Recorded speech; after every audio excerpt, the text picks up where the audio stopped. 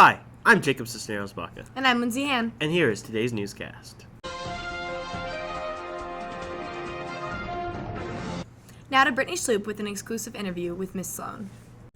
So, Mrs. Sloan, I understand you went to the Bill Clinton speech. What was that like?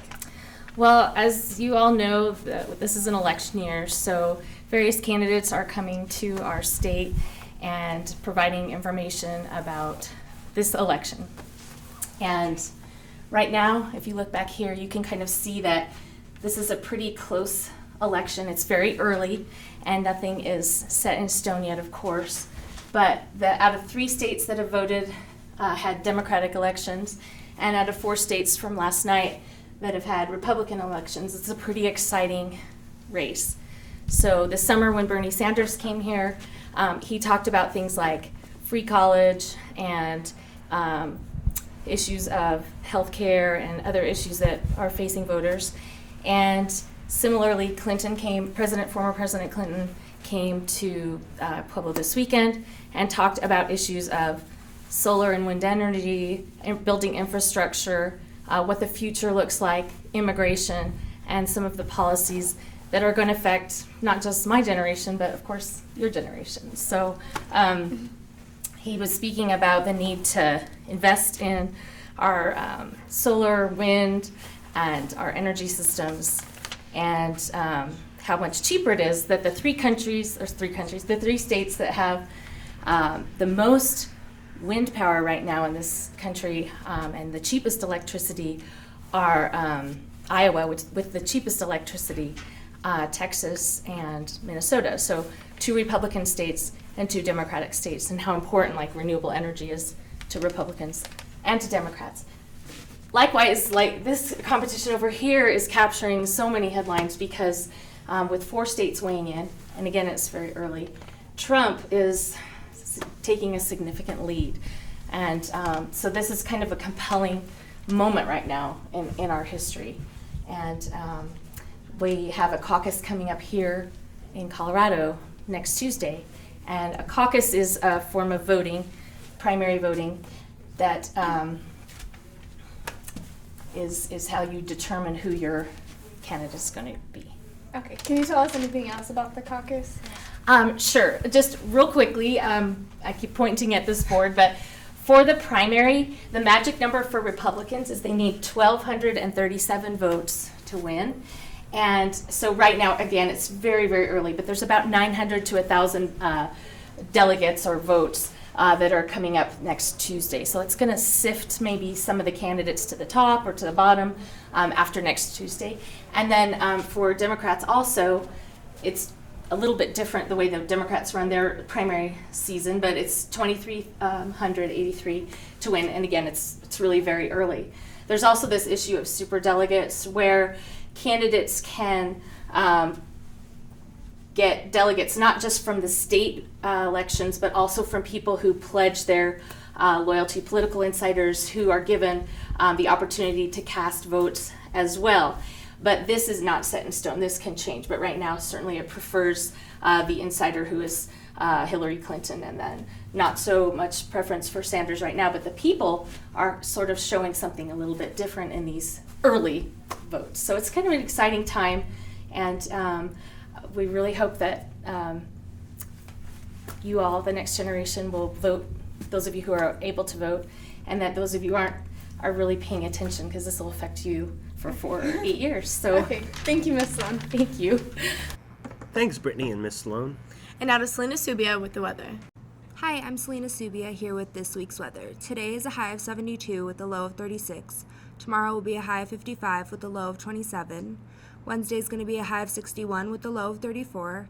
Thursday is going to be 70 with a low of 37.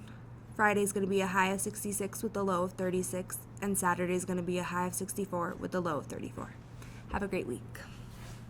Thank you, Selena. And now to Tomas and Josh with whatever they're doing these days. Hi, I'm Josh. And I'm Tomas. And we're back! After our brief hiatus, Forced hiatus. we are back and better than ever. After overcoming a number of obstacles, Like copyright law. viewer complaints, Mr. Witt. political slants, Among other, what I would consider Minor obstacles. Minor just obstacles. Minor hurdles on our path to greatness. So without further ado, here is your 4-day weekend update. In response to complaints about our political leanings, we're going to try and be less biased and make fun of everyone equally. Tomas, would you like to start us off? Josh, I'll start. Jeb Bush dropped out of the presidential race. Bush refused to comment, but his mother said that despite him dropping out and suspending his campaign, he is still her second favorite son. A federal judge has threatened to subpoena after Hillary Clinton's email scandal. Hillary Clinton said that she's not the least bit worried. After all, this isn't her first experience with scandal in the White House. At a Ted Cruz rally, protesters were screaming the word liar, referring to a slew of inaccurate statements made by his campaign. Similarly, at a Bernie Sanders rally, protesters were screaming the word grandpa. Oddly enough, they were also yelling that at Hillary Clinton's rally. After a win in Nevada, Donald Trump said that he loves the poorly educated. Did you hear that, Josh? Donald loves you. After polling at under 5% in Nevada, retired neurosurgeon Ben Carson says that his campaign is finally starting to get going, but Republicans want Carson to just wake up and drop out of the race. After all, Ben Carson has actually been sleeping his entire campaign. In other news, outside the realm of politics, Chicago Cubs owner Tom Ricketts has invested millions of dollars into an anti-Trump fund to keep the billionaire from winning. And if the owner of the Chicago Cubs can do anything, it's keep people from winning. at last week's Friends reunion, cast members talked about how close they were to one another. The rebooted TV show will now be called Friends with Benefits. Thank you. That has been this week's Weekend Update. Tune in to the next announcements for a special bit where Tomas and I don't just give our opinion, we get the opinion of the people. We ask the people, We ask the people, the poorly educated, the poorly the educated. Josh. Thanks, Tomas and Josh. And thank you for watching today's news broadcast. Be sure to subscribe to our YouTube channel and follow our Twitter.